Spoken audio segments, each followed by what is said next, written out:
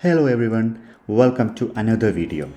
ഈ ആഴ്ച നമ്മൾ ലോങ് ഡ്രൈവ് ഒന്നും പ്ലാൻ ചെയ്തില്ല. പകരം താമസിക്കുന്ന സ്ഥലത്ത് നിന്ന് ഒരു 1.5 മണിക്കൂർ ഡ്രൈവ് ചെയ്താൽ എത്താൻ പറ്റുന്ന ഒരു 3 സ്പോട്ടുകളാണ് ഇന്നത്തെ ട്രിപ്പിൽ ഉൾപ്പെടുത്തിയിരിക്കുന്നത്.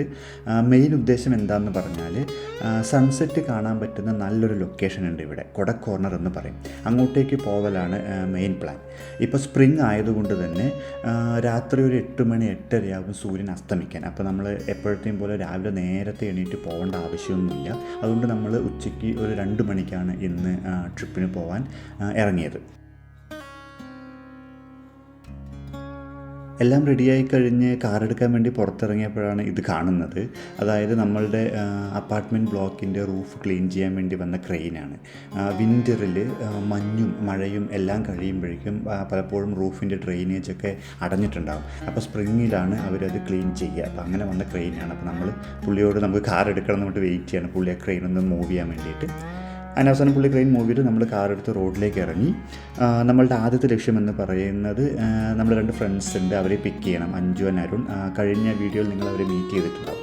ഇന്ന് അവരുടെ കൂടെ വേറൊരു ഫ്രണ്ട് കൂടെ ഉണ്ടെന്നാണ് പറഞ്ഞത്. അപ്പോൾ നമ്മൾ അവരുടെ വീട്ടിലേക്ക് പോയിക്കൊണ്ടിരിക്കുകയാണ്. സ്പ്രിങ് തുടങ്ങിയതിൻ്റെ വ്യത്യാസം നിങ്ങൾക്കിപ്പോൾ ഈ വീഡിയോയിൽ കാണാൻ പറ്റും. ജിയോഗ്രഫി ആകെ മാറിയിട്ടുണ്ടാകും. നമ്മളുടെ തൊട്ട് മുൻപത്തെ അല്ലെങ്കിൽ പഴയ വീഡിയോസിൽ നോക്കി അറിയാം, ഈ റോഡൊക്കെ നമ്മൾ പലപ്പോഴും കാണിച്ചിട്ടുള്ളതാണ്. 2 സൈഡിലുള്ള മരങ്ങളും ഇലയൊക്കെ പൊഴിഞ്ഞ് കറുപ്പ് കളറിലായിരിക്കും ഉണ്ടാവുക. പക്ഷേ ഇപ്പോൾ നോക്കി എല്ലാം പച്ച കളർ വന്നു. നല്ല സൺലൈറ്റും വരും സ്പ്രിംഗ് ആയി കഴിയുമ്പോൾ. കൂടാതെ ആളുകളൊക്കെ സൈക്കിളൊക്കെ എടുത്ത് ഫുൾ ടൈം കറക്കവും. വല്ലാത്ത ഒരു ജീവൻ വരുന്ന സമയമാണ് യൂറോപ്യൻ സ്പ്രിങ്. നമ്മൾ താമസിക്കുന്നിടത്ത് വെറും 5 മിനിറ്റ് ഡ്രൈവ് ചെയ്താൽ നമ്മളുടെ ഫ്രണ്ട്സിൻ്റെ വീട്ടിലെത്തും. അപ്പോൾ നമ്മളവിടെ എത്തി അവരെ പിക്ക് ചെയ്തു. എല്ലായ്പ്പോഴും അവർ വീട്ടിൽ നിന്ന് ഇറങ്ങി വരുന്നതും അവരുടെ വീടും വീഡിയോ എടുക്കണമെന്ന് നമ്മൾ വിചാരിക്കും. പക്ഷേ അവിടെ എത്തിക്കഴിയുമ്പോൾ മറക്കും. ഇതിപ്പോൾ ഒരു 5ാമത്തെ തവണയായിരിക്കും നമ്മളിത് മറക്കുന്നത്. എന്തായാലും അവരെ മീറ്റ് ചെയ്യുക. അഞ്ജു ഉണ്ട്, അരുൺ ഉണ്ട്, എന്നാൽ അവരുടെ കൂടെയുള്ള വേറെ ഫ്രണ്ട് ഉണ്ട്, സെലസ്റ്റ എന്നാണ് പേര്. അപ്പോൾ നമ്മൾ യാത്ര തുടങ്ങുകയാണ്. ഈ ട്രിപ്പിൻ്റെ ലൊക്കേഷൻസ് എന്ന് പറയുന്നത് ആദ്യം നമ്മൾ സ്പെൽഗ ഡാം എന്നൊരു ഡാം സൈറ്റിലേക്ക് പോകും.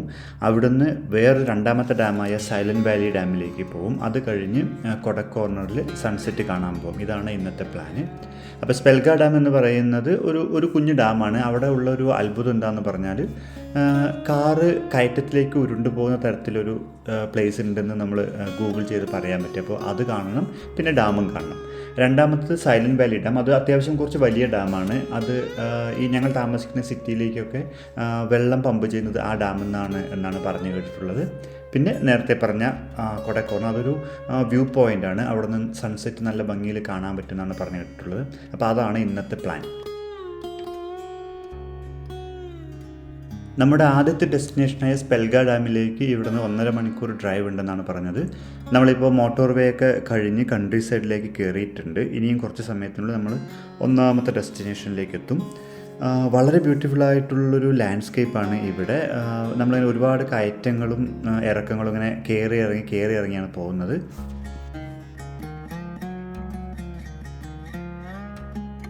പോകുന്ന വഴിക്ക് വളരെ ബ്യൂട്ടിഫുൾ ആയിട്ടുള്ള കുറേ വില്ലേജസൊക്കെ നമ്മൾ കണ്ടു.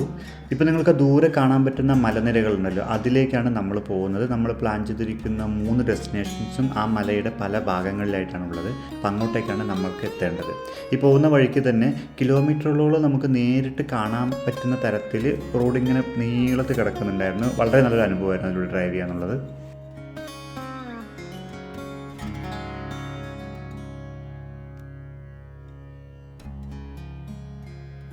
ഇന്നത്തെ വെതർ എന്തായാലും വളരെ നൈസാണ്. നല്ല സൺലൈറ്റ് ഉണ്ട്, തണുപ്പും നല്ല കുറവാണ്. സോ ഇന്ന് വളരെ നന്നായിട്ട് എൻജോയ് ചെയ്യാൻ പറ്റുന്ന ട്രിപ്പായിരിക്കും തന്നെയാണ് വിചാരിക്കുന്നത്.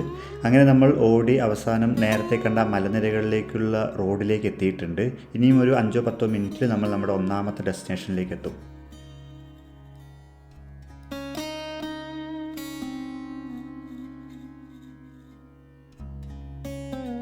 യെസ്, അങ്ങനെ നമ്മൾ നമ്മുടെ ഒന്നാമത്തെ ഡെസ്റ്റിനേഷനായ സ്പെൽഗ ഡാമിലേക്ക് എത്തി. ഡാമിൻ്റെ കെട്ടൊക്കെ കാണാൻ പറ്റുന്നുണ്ട്. അതുപോലെ തന്നെ റിസർവോയറിന് അടുത്തേക്ക് നമുക്ക് നടന്നിറങ്ങാൻ പറ്റുന്ന തരത്തിൽ അത്രയും അടുത്ത് തന്നെ നല്ല പാർക്കിംഗ് സ്പോട്ടൊക്കെ ഇവിടെ പ്രൊവൈഡ് ചെയ്തിട്ടുണ്ട്. പക്ഷേ നാട്ടിലെ ഡാമുകൾ കണ്ടിട്ടുള്ള നമുക്ക് ഇതിനൊരു ഡാമെന്ന് വിളിക്കാൻ പറ്റുമോ എന്നുള്ളതൊക്കെ എനിക്ക് സംശയമാണ്. കാരണം അത്രയും കുഞ്ഞ് ഡാമാണ്, വളരെ ചെറിയൊരു സ്ഥലമേ ഉള്ളൂ. ഇനിയിപ്പോൾ ഇത് ഇപ്പോൾ കുറേ ആയിട്ട് മഴ പെയ്തിട്ടില്ല, അപ്പോൾ മഴ പെയ്യാത്തതുകൊണ്ട് വെള്ളം കുറഞ്ഞതാണോ എന്നൊന്നും നമുക്കറിയില്ല. വളരെ ചെറിയൊരു ഡാമായിട്ടാണ് തോന്നുന്നത്. പക്ഷേ നല്ല ലൊക്കേഷനാണ്, നമുക്ക് ഒരുപാട് സമയം സ്പെൻഡ് ചെയ്യാനും വല്ലാതെ എൻജോയ് ചെയ്യാനൊക്കെ പറ്റി നല്ലൊരു സ്പോട്ട് തന്നെയാണ്. ഒരു വൺ ടൈം വിസിറ്റിനൊക്കെ പറ്റുന്ന തരത്തിലുള്ള നല്ലൊരു സ്പോട്ട് തന്നെയാണ് സ്പെൽഗ ഡാം. ടൂറിസ്റ്റുകൾക്ക് വന്ന് നിന്ന് കാഴ്ചകൾ കാണാൻ പറ്റുന്ന സൗകര്യത്തിൽ കുറേ പ്ലാറ്റ്ഫോംസ് ഒക്കെ ഇവിടെ പണിത് വെച്ചിട്ടുണ്ട്. അതൊക്കെ വളരെ നല്ല സൗകര്യമുള്ള കാര്യങ്ങളായിരുന്നു. നല്ല വെയിലുണ്ടെങ്കിലും ഡാമിനകത്ത് നല്ല കാറ്റുണ്ട്, കാറ്റിന് നല്ല തണുപ്പുമുണ്ട്. ബട്ട് നമുക്ക് സ്റ്റിൽ എൻജോയ് ചെയ്യാൻ പറ്റി. നമ്മൾ നാട്ടിൽ ചെയ്യുന്ന കലാപരിപാടികൾ, കല്ലെടുത്തെറിയ ഡാമിലേക്ക് തുടങ്ങിയ പരിപാടികളൊക്കെ ചെയ്തു. നമ്മൾ വളരെയധികം ടൈം ഇവിടെ സ്പെൻഡ് ചെയ്തു. രണ്ടാമത്തെ കാര്യം, നമുക്ക് ഇഷ്ടംപോലെ സമയമുണ്ട്. അപ്പോൾ നമ്മൾ തിരക്ക് പിടിച്ച് ഓടേണ്ട കാര്യമില്ല. സാധാരണ എപ്പോഴും നമ്മൾ ഓരോ സ്ഥലത്തുനിന്ന് വേറെ സ്ഥലത്തേക്ക് തിരക്ക് പിടിച്ച് ഓടുകയാണ്. പക്ഷേ ഇന്നത്തെ ദിവസം നമുക്ക് വളരെ സ്ലോ ആയിട്ട് കാര്യങ്ങൾ ചെയ്താൽ മതി. അതുകൊണ്ട് തന്നെ നമ്മൾ ഒരുപാട് ടൈം സ്പെൻഡ് ചെയ്തു. നല്ലൊരു വിസിറ്റ് ആയിരുന്നു നമ്മുടെ ഒന്നാമത്തെ ഡെസ്റ്റിനേഷൻ. പക്ഷേ ഒന്നാമത്തെ ഡെസ്റ്റിനേഷനിലെ കാര്യങ്ങൾ ഇവിടെ തീർന്നിട്ടില്ല. ഞാൻ നേരത്തെ പറഞ്ഞില്ലേ ഒരു അത്ഭുതം ഇവിടെ ഉണ്ടെന്ന്, അതിപ്പോൾ കാണിച്ചു തരാം. ഇപ്പം നോക്കിക്കോ, നിങ്ങൾക്ക് ഈ കാറിൻ്റെ പുറകിൽ കയറ്റം കാണാൻ പറ്റുന്നുണ്ടല്ലോ. അത് ഇറങ്ങിയിട്ടാണ് നമ്മളിപ്പോൾ ഇങ്ങോട്ട് വന്നത്. ഇനി എന്ത് ചെയ്യുമെന്ന് പറഞ്ഞാൽ, ഞാൻ കാറ് ന്യൂട്രൽ ഇട്ടിട്ട് ഹാൻഡ് ബ്രേക്കും റിലീസ് ചെയ്തിട്ട് ഞാൻ കാറിൽ നിന്ന് പുറത്തിറങ്ങി നിൽക്കും. അപ്പം നോക്കിക്കോ, കാറ് പുറകിലേക്ക്, അതായത് കയറ്റത്തിലേക്ക് ഉരുണ്ട് പോകുന്നത് നിങ്ങൾക്ക് കാണാൻ പറ്റും. ഇത് ഈ ഡാമിൻ സൈറ്റിൻ്റെ ഒരു അത്ഭുതമാണ്. അതായത് ഡാം ബിൽഡ് ചെയ്തത് കൊണ്ട് ഇവിടെ ഗ്രാവിറ്റി വർക്കാവുന്നില്ല എന്ന രീതിയിലാണ് ആളുകൾ പറയുന്നത്. പക്ഷേ ആക്ച്വലി അതൊന്നുമല്ല സംഭവം. ഇതിൻ്റെ യഥാർത്ഥ സയൻസ് എന്ന് പറയുന്നത് ഇതൊരു ഒപ്റ്റിക്കൽ ഇല്യൂഷനാണ്. അതായത് ഇപ്പോൾ നമുക്ക് ചുറ്റും ഇവിടെ മലകളാണ്, 360 ഡിഗ്രിയിൽ മലകളാണ്. അപ്പോൾ നമ്മുടെ കണ്ണിന് അത് പ്രോസസ്സ് ചെയ്യുമ്പോൾ കുന്നുപോലെ തോന്നും. ഇവിടെ ചെറിയൊരു ഇറക്കമാണ് യഥാർത്ഥത്തിലുള്ളത്, പക്ഷേ ചുറ്റും മലകളായതുകൊണ്ട് നമ്മുടെ കണ്ണിത് പ്രോസസ്സ് ചെയ്യാൻ പറ്റാത്തതുകൊണ്ട് നമുക്ക് കയറ്റം പോലെ തോന്നുകയും, പക്ഷേ അത് ഇറക്കമാണ്. അതുകൊണ്ടാണ് കാറ് പുറകിലേക്ക് ഉരുണ്ട് പോകുന്നത്. അതെങ്ങനെയാണ് തെളിയിക്കുക എന്ന് പറഞ്ഞാൽ, ഈ മതിലിന് അപ്പുറത്ത് ഒരു അരുവി താഴോട്ട് ഒഴുകി പോകുന്നുണ്ട്. വെള്ളമെല്ലായ്പ്പോഴും താഴോട്ടാണല്ലോ ഒഴുകുക. അപ്പോൾ അങ്ങനൊരു സംഭവം ആദ്യം കേൾക്കുമ്പോൾ നമുക്ക് അത്ഭുതം തോന്നും. പിന്നെ അത് അനുഭവിക്കുമ്പോഴും നമുക്ക് നല്ല രസമാണ്. നമ്മൾ ശരിക്കും നമുക്ക് കയറ്റം പോലെ തന്നെയാണ് ഫീൽ ചെയ്യുക. എന്നിട്ട് കാറിലിരിക്കുമ്പോൾ കാറ് പുറകിലേക്ക് ഉരുളുമ്പോൾ നമുക്കൊരു വല്ലാത്ത അത്ഭുതമൊക്കെ തോന്നുന്നുണ്ടായിരുന്നു. അത് വളരെ നല്ലൊരു എക്സ്പീരിയൻസ് ആയിരുന്നു.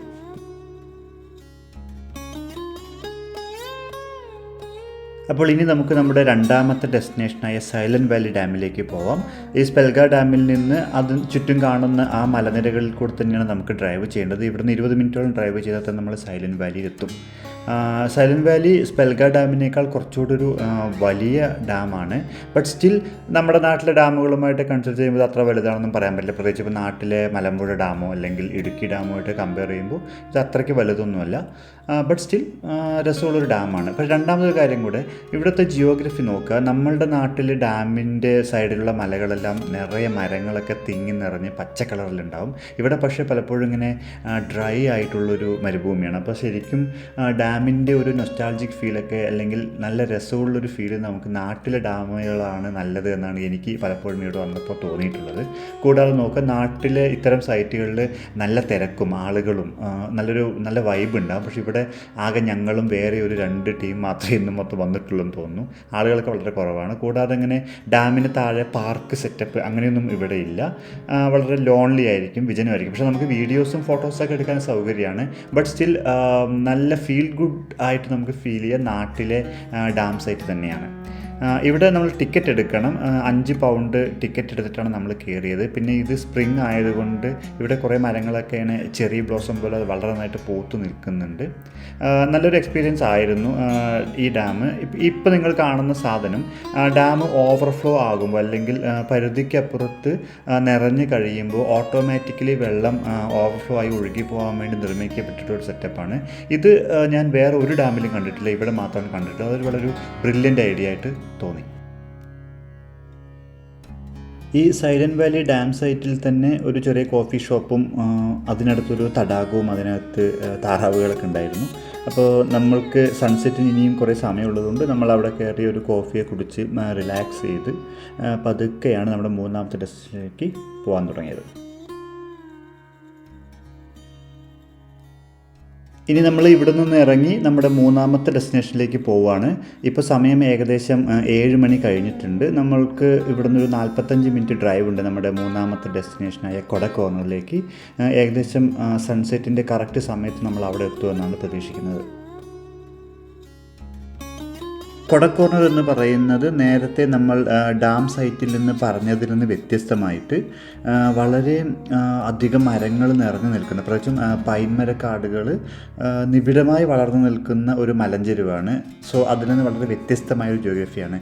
ആ മലയുടെ താഴെ കടൽ കയറി കിടക്കും. ഈ കടലിനപ്പുറത്ത് നമുക്ക് സൺസെറ്റ് കാണാൻ പറ്റും. അങ്ങനെ വളരെ ഒരു പിക്ചസ്ക്യൂ ആയ ഒരു ഏരിയയാണ് കൊടക്കോർണർ. ഇപ്പം നമ്മൾ കൊടക്കോർണറിലേക്കുള്ള ആ റോഡിലേക്ക് എത്തിയിട്ടുണ്ട്. ആ ദൂരെ കാണുന്ന മലയിലേക്കാണ് നമുക്ക് പോവേണ്ടത്.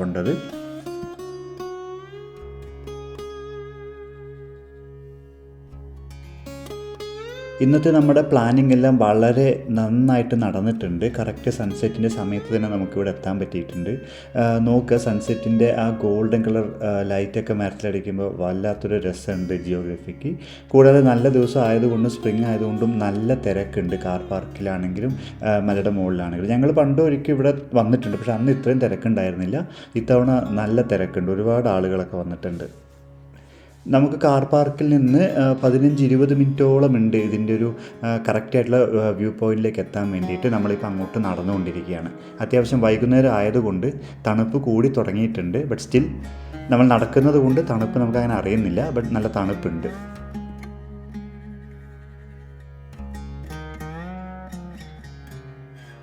വളരെ ബ്യൂട്ടിഫുൾ ആയിട്ടുള്ളൊരു വ്യൂ ആണ് ഇവിടെ നിന്നുള്ളത്. നമ്മൾ നേരത്തെ പറഞ്ഞതുപോലെ നമ്മുടെ പ്ലാനിങ് പക്ക പെർഫെക്റ്റ് ആയിരുന്നു. കറക്റ്റ് സമയത്ത് നമുക്ക് എത്താൻ പറ്റി സൺസെറ്റിൻ്റെ. കൂടാതെ വെതറും നല്ലതാണ്. വളരെ തെളിഞ്ഞ ആകാശം കാരണം നന്നായിട്ട് സൺസെറ്റ് കാണാനും പറ്റുന്നുണ്ട്.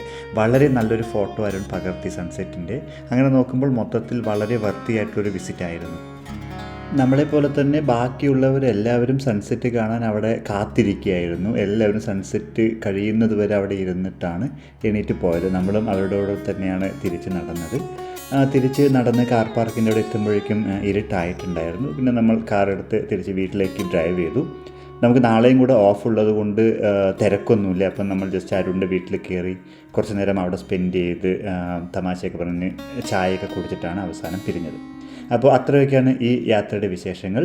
വേറൊരു യാത്രയുടെ വിശേഷങ്ങളുമായി അടുത്ത വീഡിയോയിൽ കാണുന്നവരെ ബായ്.